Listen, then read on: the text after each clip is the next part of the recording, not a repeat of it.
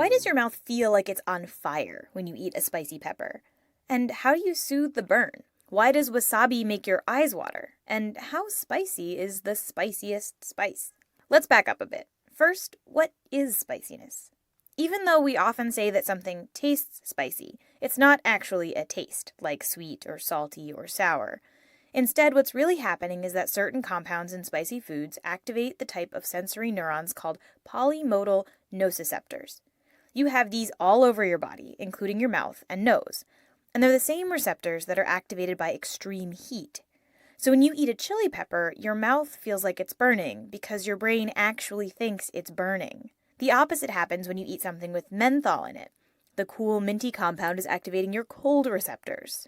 When these heat-sensitive receptors are activated, your body thinks it's in contact with a dangerous heat source and reacts accordingly. This is why you start to sweat and your heart starts beating faster. The peppers have elicited the same fight-or-flight response with which your body reacts to most threats.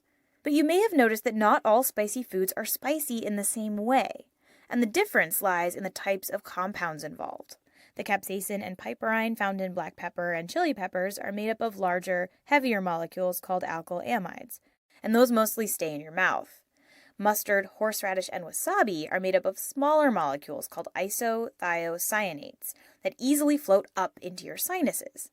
This is why chili peppers burn your mouth and wasabi burns your nose.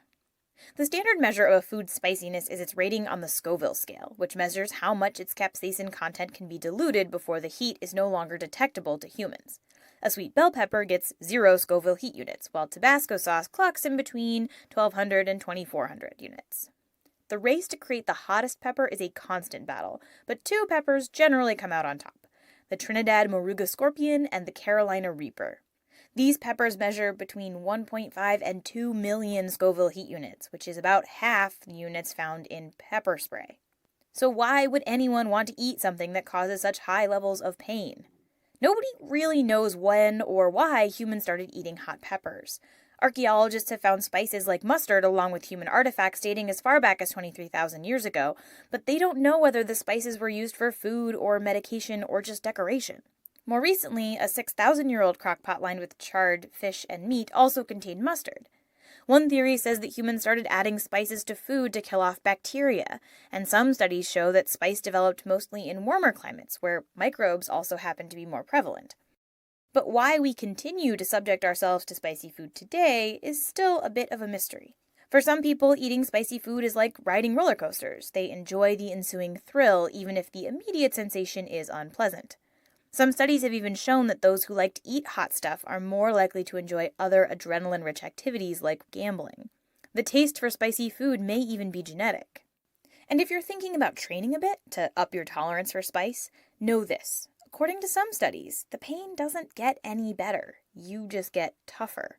In fact, researchers have found that people who like to eat spicy foods don't rate the burn any less painful than those who don't. They just seem to like the pain more. So torment your heat receptors all you want, but remember, when it comes to spicy food, you're going to get burned.